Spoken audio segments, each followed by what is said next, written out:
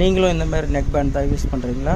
போச்சு, உங்களோட மணி வேஸ்ட்டாக போச்சு. என்ன விஷயம்னு கேட்டிங்கன்னா, இந்த மாதிரி ஹெட்செட் வந்து பார்த்திங்கன்னா மார்க்கெட்டில் 150 ரூபா 200 தெரு போட்டு விற்க ஆரம்பிச்சிட்டாங்க.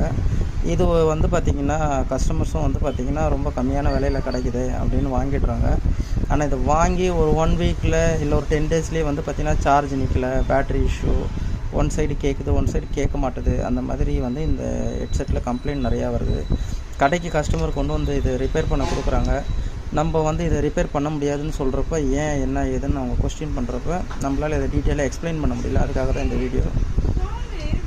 இதை கஸ்டமருக்கு நம்மளால் சொல்லி புரிய வைக்க முடியல. அதனால தான் இந்த வீடியோ நான் மேக் பண்ணுறேன்.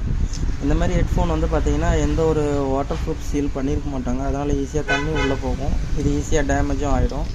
அதனால் இந்த ஹெட்செட்டு பின்னாடி நம்ம இதை தூக்கிட்டு சுற்றுறதுக்கு நல்ல பிராண்டட் ஹெட்செட்டாக வாங்கி யூஸ் பண்ணுங்கள் ஃப்ரெண்ட்ஸ்.